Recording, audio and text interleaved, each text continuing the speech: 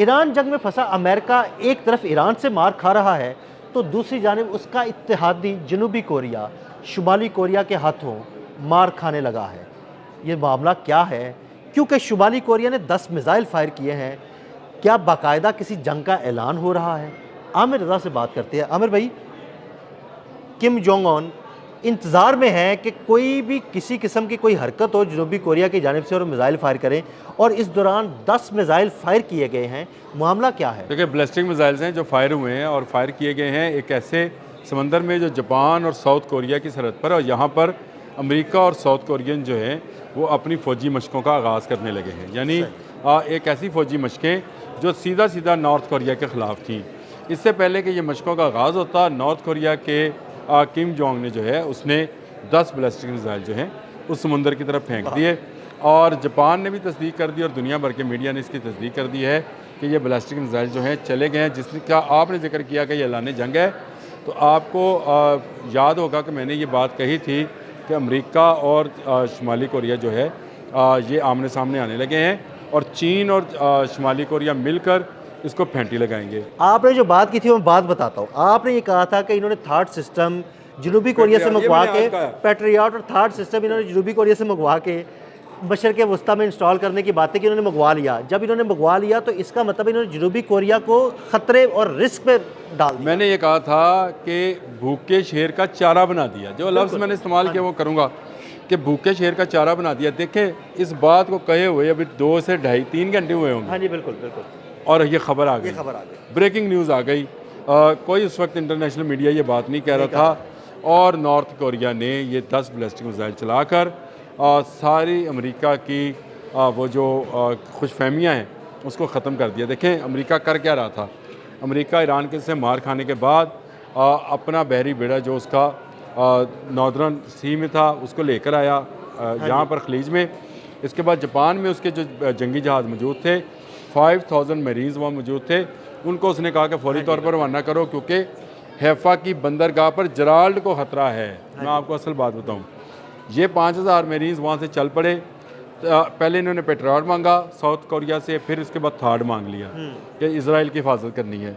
अब वो वाला विंग जो है वो खाली हो गया नॉर्थ कोरिया के लिए, और नॉर्थ कोरिया पहले से पर तोल रहा था कि वो कोई बहाना तलाश करे। ये जो 10 मिसाइल फायर हुए हैं जिसका जापान ने बाकायदा टाइम और उसकी डायमेंशंस आप साथ लगाइएगा ज़रूर दिए हैं कि इन टाइम एंड डायमेंशंस के ऊपर और इतने नाटिकल माइल्स पर ये मिसाइल गिराए गए हैं, बिल्कुल ऐसी सरहद पर जहाँ पर इन्होंने अपनी ड्रिल्स करनी थी, यानी आर्मी ड्रिल्स करनी थी। किसके ख़िलाफ़?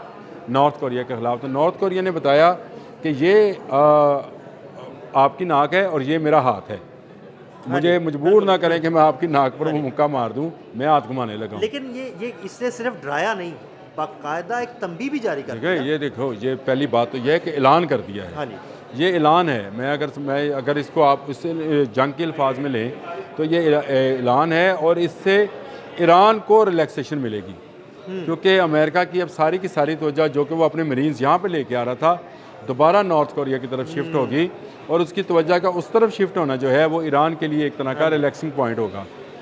अब देखना ये है कि अमेरिका इस पर क्या रिएक्ट करता है। साउथ कोरिया में इस वक्त मातम जो है वो शुरू हो गया है, और उनका मातम ये है कि हमें जो है खाली कर दिया गया और हमें किम जोंग के सामने डाल दिया गया है।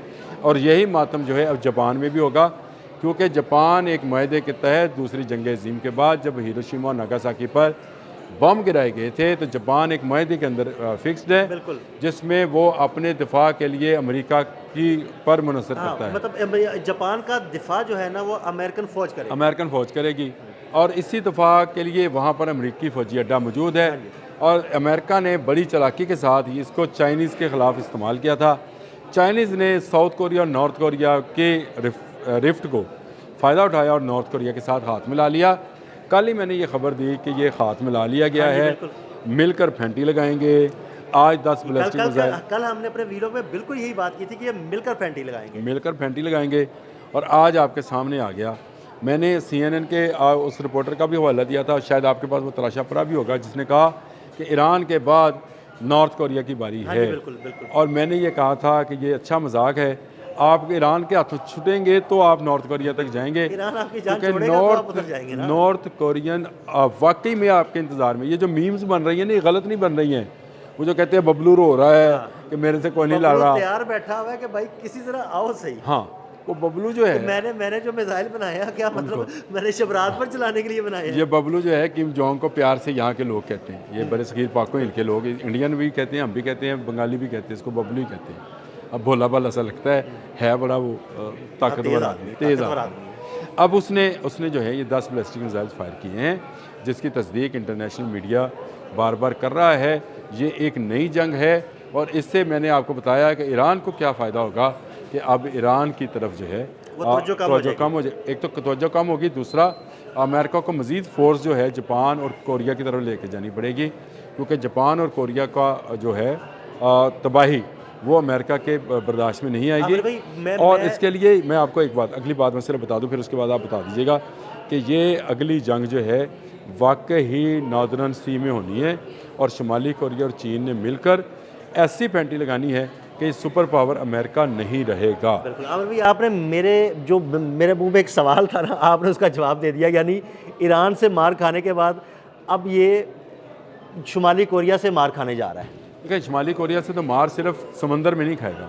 शुमाली कोरिया जो है वो इंटरकॉन्टिनेंटल बैलिस्टिक मिसाइल बना चुका है, अनडिक्लेयर्ड वो न्यूक्लियर पावर है, उसके पास एटमी हथियार हैं, उसके पास वो हथियार हैं जो इस वक्त अमेरिका के कोने कोने तक पहुंच सकते हैं। वो ऐसे क्रूज़ मिसाइल्स का तजर्बा कर रहा है और आप मेरे पास अभी एक खबर भी लेके आए थे कि आज उसने एक मजीद तजर्बा भी कर दिया। इसका मतलब एक हफ्ते में 2 तजर्बात उसने किए हैं। एक हफ्ते में 2 तजर्बात किए। और जो क्रूज़ मिसाइल है जो 3.5 घंटे की जिसने फ़्लाइट की है, मुझे बताएं ये अमेरिका की कौन सी स्टेट को जाकर हिट नहीं कर सकता है। बिल्कुल करेगा। इससे पहले इंटरकॉन्टिनेंटल बैलिस्टिक मिसाइल का वो तजर्बा कर चुका है, जो कि अमेरिका के तमाम रियासतों में जाकर टकरा सकता है और उनको रोकने की अमेरिका के पास। और उस इंटरकॉन्टिनेंटल बैलिस्टिक मिसाइल के बाद डोनाल्ड ट्रंप ने ये ऐलान किया था कि हमारा चाहे जितना मर्जी पैसा लग जाए, हमने गोल्डन डूम बनाने ही बनाना है।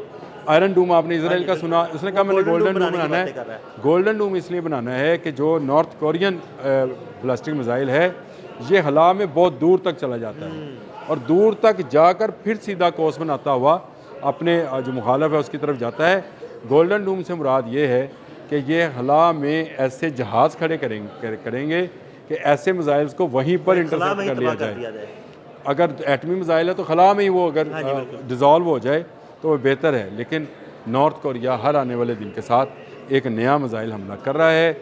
आप बात याद रखिए, अमेरिका और नॉर्थ कोरिया आमने सामने आ गए हैं। 10 बैलिस्टिक मिसाइल फायर हुए हैं और ये अमेरिका की शिकस्त जो ईरान के हाथों लिखी हुई थी, अब मेरा ख्याल है ये पत्थर पर लकीर बनी। बहुत शुक्रिया आमिर भाई जी, बिल्कुल ताज़ा तरीन सूरत हाल से आमिर रज़ा ने आपको आगाह किया। अदील अहमद और आमिर रज़ा को इजाज़त दीजिएगा। अल्लाह हाफ़िज़।